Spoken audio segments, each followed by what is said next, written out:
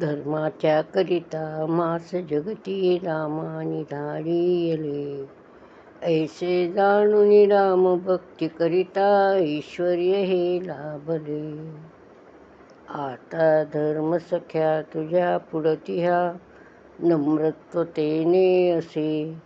इच्छा हो जशी मानसी करीतसे हा देह तुझा असे. सेविकांच्या आग्रहाने सांगितलेले लिहून काढण्याचे तर ठरविले, पण संकल्प आणि सिद्धी यात संकटाचे पहाड असतातच. मनात नाना शंका येत. त्यात वयोमानानुसार शरीराच्या पण कुरबुरी असत. सांसारिक अडचणी तर असतातच, पण रामानेच आपल्याला या धार्मिक कार्यासाठी जन्म दिलाय. तोच त्याला हवे तसे करवून घेईल ह्या निष्ठेने हे धाडस केले. आणि खरंच आहे, आज जवळजवळ 25 वर्ष झाली आहे की मी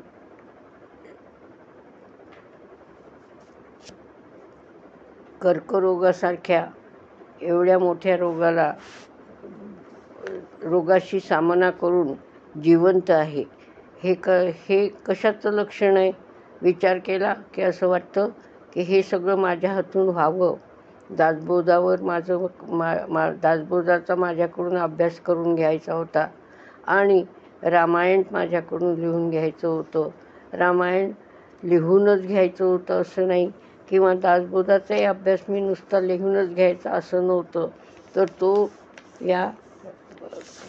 त्या रामाच्या इच्छेप्रमाणे तोच माझी मुलगी सौ अंजली डॉक्टर सौ अंजली कवठाळकर हिच्या रूपाने तो मला ते ऑडिओ करायला लावणं हे सुद्धा त्याचीच कृपा असावी असं विचार केला की वाटतं. आता धर्म म्हणजे काय तर वागण्याची योग्य पद्धत. ती भावाशी, मित्राशी, शत्रूशी, शेजाऱ्याशी, पतीपत्नीशी, वडिलांशी, आईशी कशी असावे हे दाखविणारे रामायण. काल आपण त्यातले पाहिलेच की रामायणामधून आपल्याला कोणकोणते संस्कार घेता येतात आणि योग्य संस्काराने नराचा नारायण कसा होतो याचे अलौकिक मर्यादशील उदाहरण म्हणजे श्रीराम. दरवर्षी आपण चैत्राच्या 9 दिवसात रामायण ऐकणे हे एक पुण्यकर्म आहे म्हणून ऐकतो. म्हणजे फक्त त्याच दिवसात ऐकलं पाहिजे असं आपले एक भावना असते. कीर्तन, प्रवचन, पुराण श्रवण कुठल्याही प्रकाराने ऐकली तरी कथा एकच. आपल्या देशातच रामकथेवर कार्यक्रम होतात असे नाही. इंडोनेशिया, थायलंड व पूर्वेकडील सर्वच देशात रामकथा हा नृत्याचा, नाटकाचा विषय असतो. भारतातील सर्वच भाषात इतकेच नव्हे तर जगातील अर्ध्याधिक भाषात रामायण लिहिल्या गेले आहे. तसेच भारतातील जैन व बौद्ध या पंथातही रामायणावर पुस्तके आहेत. बौद्ध वाङ्मयात रामाला बोधिसत्व मानून त्याला जातक कथामध्ये स्थान आहे. त्यावर 3 ग्रंथ आहेत. आता हे जे मी ग्रंथांची नामावली आपल्याला देणार आहे ते याच्यासाठी की आपणही त्या ग्रंथांचं माझ्याच्यानी तर माझ्या आयुष्यात ते झालं नाही करणं, पण ज्यांना जमेल त्यांनी ते वाचून काढून आणि या बुद्ध लोक आणि जैन धर्म हे पण आपलेच आहेत आणि त्यांच्याची आपली एकी वाढवण्याचा प्रयत्न करावा. तर म्हणून त्याचा अभ्यास त्यांनी करावा. दशरथ जातक हे पहिलं पुस्तक आहे बुद्ध धर्मामध्ये. दुसरं आहे अनामक जातक आणि तिसरं आहे दशरथ कथानकम.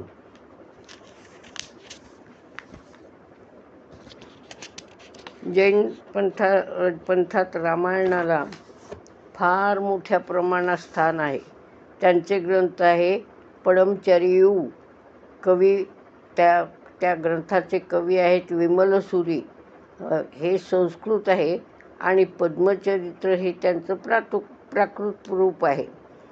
दुसरं कन्नड नागचंद्र लिखित पंप रामायण आहे. ते तिसरं आहे हेमचंद्रांनी लिहिलेलं जैन रामायण आणि रामचरितचे लेखक आहेत जिनदास. आता हे आपल्या देशामधले अजून आहे, तामिळ भाषेमध्ये आहे, लेखक आहेत नाव कंबन नाव आहे त्या रामायणाचं जानकीहरण. मयूर संदेशम मेघदूताप्रमाणे सिंहली भाषा म्हणजे आमच्या राष्ट्राचा राम हा आदर्श आहे. इतकंच नाही तर प्रत्येक देशामध्ये म्हणजे मी जे म्हटलं की थायलंड वगैरे इथे ते रामाच्या कथानकावर नृत्य नाट्य वगैरे होतात. त्याच्यातले त्यांचे ते रामायण, त्याच्यामध्ये त्यांच्या रामायणावरचे ग्रंथ आहेत. थायलंडमध्ये रामकियान नावाचा रामायणावरील ग्रंथ आहे. मलायामध्ये हिकायत श्रीराम म्हणजे हकीकत श्रीराम आणि कंबोडियामध्ये सिमकेर नावाचं रामायण आहे. हे इतके सगळे रामायणं जे आहेत ते त्या भाषातले आहेत, त्या लोकांमधले आहेत आणि त्याच्यावर अजूनही रामाचे त्यांच्यावर राम हा इतका प्रसिद्ध आहे आणि त्याचं आपण अवगाहन केलं पाहिजे. काल आपण पाहिलं की कोणते कोणते गुण आपण त्यांच्याकडून घेऊ शकतो. त्याचा जास्तीत जास्त आपण विचार करून, मनन करून, चिंतन करून आपल्यामध्ये उतरवण्याचा प्रयत्न केला पाहिजे. म्हणूनच त्यांच्या जन्मस्थळी आज आपलं जे राम हा आपला राष्ट्राचा आदर्श आहे. तो राजनीती, समाजकारण, युद्धनीती, नातेसंबंध, धर्म या सर्व बाबतीमधील मर्यादा आचरणातून दाखवितो.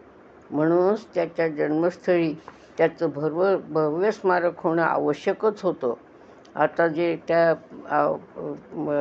जे राम मंदिर उभं राहिलं त्याच्यावर जे टीका करणारे लोक आहेत त्यांनी ह्या सगळ्या गोष्टीचा विचार करून आणि आपलं हे राष्ट्रीय स्मारक म्हणून त्याच्याकडे पाहावं. म्हणूनच इतका काळ आता रामायण घडून किंवा वाल्मिकींनी रामायण लिहून किती काळ लोटलेला आहे. म्हणजे कलियुग सुरू म्हणजे रामायण घडल्यानंतर महाभारत घडलेलं आहे. पण इतका काळ लोटूनही रामकथेची गोडी अवीट आहे. आपण ती ऐकतो. ऐकताना भक्ती हाच भाव असतो व एक नित्यकर्म एवढेच त्याला स्थान असते. भक्ती तर असावीच. रामनापाच्या जपानेच वाल्याचा वाल्मिकी झाला आणि ज्यांची रामावर पूर्ण श्रद्धा आहे असं रामदास स्वामीचं जीवन आपण जर जवळून पाहिलं तर ह्या रामाचा आणि हनुमंताच्या आशीर्वादानेच त्यांच्या हातून एवढं मोठं शिवाजीला मदत करण्याचं कार्य आणि एवढा मोठा प्रसार त्यांच्यामुळं होऊ शकला हे आपल्याला समजतं. आणि जर रामावर खरंच नितांत भक्ती असेल आपली तर आपल्याला असा अनुभव येईल की संसारातील कुठल्याही अडचणीत रामाचं जर आपण आठवण केली तर आपल्याला तो कुठल्या ना कुठल्या रूपामध्ये सहाय्य करतो, आपली समजूत घालतो, आपल्याला धीर देतो. पण रामाच्या वागणुकीचा आपण कधी विचार करतो का? राम काय आपण काय असतं आपलं की राम काय देव होता असे समजल्याने आपण रामाला आपल्यापासून दूर करतो. राममय देह व्हावा ही इच्छा असावी. त्यासाठी त्याच्या गुणांचे मनन चिंतन व्हायला हवे. आपल्याला काय वाटतं राम हे करू शकला कारण तो देव होता. अरे देवत्व त्याला बहाल केलं. अरे पण तो काही अयोनिज नव्हता. तो दशरथ कौशल्याचा मुलगा होता, एका राजाचा मुलगा होता आणि त्यांनी आपल्या आचरणाने आपल्याला नारायणत्व आपण त्याला बहाल केलं. आपण त्याला देव मानलो आहे. तो कधीच म्हणत नाही की मी देव आहे म्हणून. तो प्रत्येक वेळेला म्हणतो दशरथपुत्रो रामः अहम दशरथपुत्रो रामः. म्हणजे त्यांनी कधीही असं नाही म्हटलं की मी देवाचा अवतार आहे, सीतादेवीचे अवतारे वगैरे असं कधी त्यांनी काही म्हटलेलं नाही आहे. आपण त्याला देव पण दिलं. का दिलं? तर त्याच्या वागण्याने, त्याच्या पराक्रमाने, त्याच्या नीतिमत्तेने आणि त्याच्या गुणांनी आपण त्याला देव पण दिलेला आहे. आणि म्हणून हे लक्षात ठेवलं पाहिजे की त्याच्या गुणाचं मनन चिंतन आपण करायला हवं. उदाहरणार्थ बाबासाहेब आंबेडकरांचं घेता येईल. त्यांनी आयुष्यभर बौद्ध धर्माचा प्रचार केला. मूर्तीपूजा त्या धर्मात ग्राह्य नाही.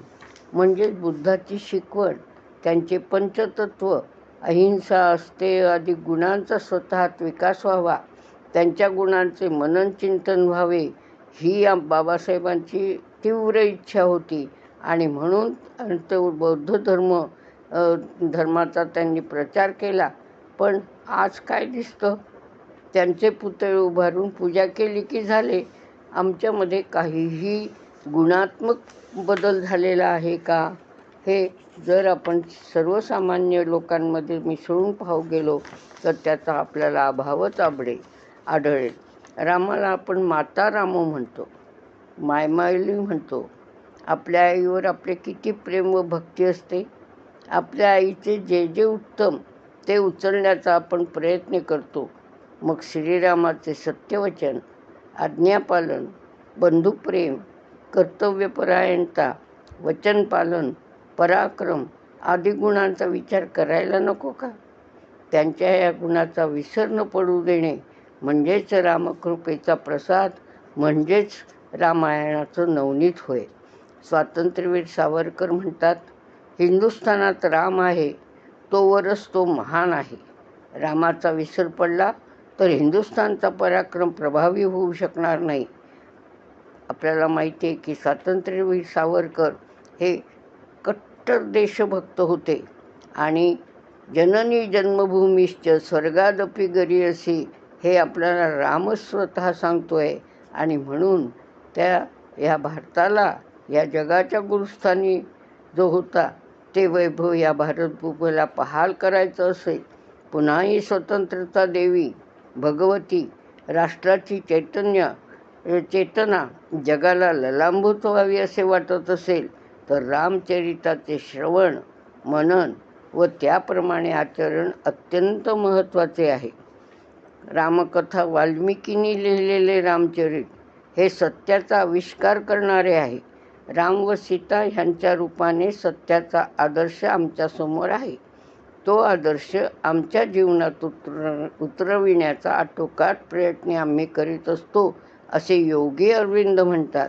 योगी अरविंद स्वतः करतात असं नाही, ते आपल्या सगळ्या हिंदू बांधवांच्या तर्फे आपल्याला हे सांगतात, लोकांना सांगतात की आम्ही ते रामाचे आणि सीतेचं जे चरित्र आहे ते वाचून त्यांच्यासारखं होण्याचा आम्ही प्रयत्न करीत असतो.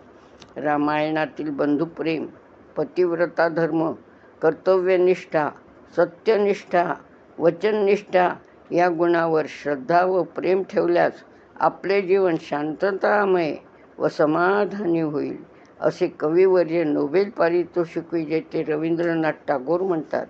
या मोठ्या लोकांची वचने आपणासमोर एवढ्यासाठी ठेवली की रामायणाचा आपण अभ्यास करावा, त्यावर मनन चिंतन करावे. रामराज्य घडले ते एका व्यक्तीमुळे नव्हे. रामराज्य काही एकट्या रामामुळे निर्माण झाले नाही.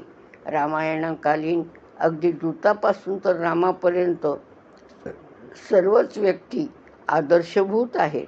आपल्या स्वराज्याचे सुराज्य करावायचे असेल तर केवळ वैज्ञानिक प्रगतीने काम भागणार नाही. ही घातक प्रगती आहे. जोवर मनुष्य अंतर्बाह्य नीतिमान होत नाही तोवर राष्ट्राची प्रगती अशक्य आहे. आज नीती, अनीती, खरे खोटे यांच्या व्याख्याच बदलल्या आहेत. म्हणून माणूस आधी निस्वार्थी, देशप्रेमी, बंधुत्व जाणणारा असा घडला पाहिजे. प्रत्येकजण रामासारखा मर्यादशील, नीतिमान झाल्यास देशाची, राष्ट्राची प्रगती आपोआपच होते. असा मनुष्य घडविण्याची ताकद स्त्रीमध्येच असते. राष्ट्रसेविका समितीच्या प्रार्थनेत आम्ही त्या ईश्वराजवळ असं मागतो की आम्हाला असं स्व समुत्पादयास्मासु शक्तीं सुदिव्यां दुराचार दुर्वृत्ती विध्वंसिनी. आमच्यामध्ये अशी एक शक्ती निर्माण कर, असा आम्हाला आशीर्वाद दे की त्या शक्तीमुळं आम्ही या समाजामध्ये जे काय वाईट आचरण असेल, ज्या काय वाईट वृत्ती असतील त्या आम्ही नाहीशा करू शकू. आणि हे काही अगदी खूप मोठं काम आहे असं नाही आहे. प्रत्येक स्त्रीने आपलं पिता पुत्र भ्रातृश्च भर्तारमेव सुमार्गम प्रति प्रेरयन्ति असे आहे. म्हणजे प्रत्येकीने जर आपल्या घरातल्या प्रत्येक व्यक्तीला त्यांच्यावर योग्य संस्कार केले, त्यांना वाईटापासून परावृत्त केलं, त्यांना प्रेरक म्हणून, त्यांच्या चांगल्या कामासाठी त्यांना प्रेरक म्हणून, शक्ती म्हणून त्यांच्या पाठीशी उभं राहिलं, तर ही सगळी आपण करू शकू. आणि म्हणून या नात्यांनी संपर्कात येणाऱ्या पुरुषांना सन्मार्गावर आणण्याचे काम स्त्रीला करायचे असते. तशी स्त्री बालवयात होणाऱ्या संस्कारांनी घडविणे हे आपले कार्य आहे. रामायणानंतर कितीतरी वाङ्मय निर्माण झाले, पण बाळशास्त्री हतास्त म्हणतात की पण सीतेच्या रूपगुणांची नायिका अजून झाली नाही. श्रीरामांच्या चरित्राला कलंक लागेल अशी कोणतीच गोष्ट सीतेने केली नाही. काही ठिकाणी प्रतिव्रता धर्माचा विपर्यास केला जातो, त्याच्या वाईट गुणांचाही स्त्रिया आदर करतात. अकबराने राजपुतांसारखे लढवय्ये वळविण्यासाठी त्यांच्या बहिणी मुली यांच्याशी विवाह केले. त्या स्त्रियांना स्वधर्म स्वजात कशाचाच अभिमान नसावा. जोधाबाई अकबराशी अगदी एकनिष्ठ राहतात. देशहित विचार तर नाहीच नाही, पण रामायणाचे संस्कारित देशहिताचा विचार करणारी 2 उदाहरणं आहेत. आपल्याला राजपूत सगळेच काही वाईट नव्हते. पद्मिनीचा जोहार आपल्याला माहिती आहे. तिने आपला धगधगतं शील राखण्यासाठी आपल्या सगळ्या सख्यांसह तिने जोहार केलेला आहे. तसंच अजून उदाहरण आहे, म्हणजे गजनीने केलेल्या शेवटच्या स्वारीत दाहिर राजाचा पराभव झाला. त्याला 2 मुली होत्या. गजनी व त्याचा सेनापती या दोघांनी त्यांच्याशी जबरदस्ती विवाह केला. त्या दोघींनी एकांतात त्या दोघांना ठार मारून सूड उगवला. दुसरे उदाहरण, अकबर दर 3 महिन्यांनी मीना बाजार भरवीत असे. त्या स्त्रियांच्या अलंकाराचा वगैरे समावेश असे. महिला मोठ्या संख्येने तेथे आहेत. अकबर स्वतः स्त्री वेशात येई. जी स्त्री आवडेल तिला दासीमार्फत भुलवून आणवून घेई. एकदा त्याप्रमाणे राणा प्रतापाच्या मुलीला आणले. ती एकांतात अकबराच्या छातीवर बसली व त्याला ठार मारणार, पण अकबराने मीना बाजार बंदर करण्याचे व तिला सोडण्याचे आश्वासन दिल्यावर त्याला सोडले. आपणही या आदर्शाप्रत पोहोचण्याचा संकल्प करूया, तरच आपण रामायण ऐकलं, वाचलं, मनन केलं, चिंतन केलं असं आपण सिद्ध होईल. या एका कवीने म्हटलेलं आहे की राम या राष्ट्राचा पिता, सीता या राष्ट्राची माता, मारुती याचा निर्माता, ही त्रिधारा जीवनाची. आमचं जीवन ह्या तिघांच्या आदर्शाने समृद्ध झालं पाहिजे, ही मनीषा ठेवते.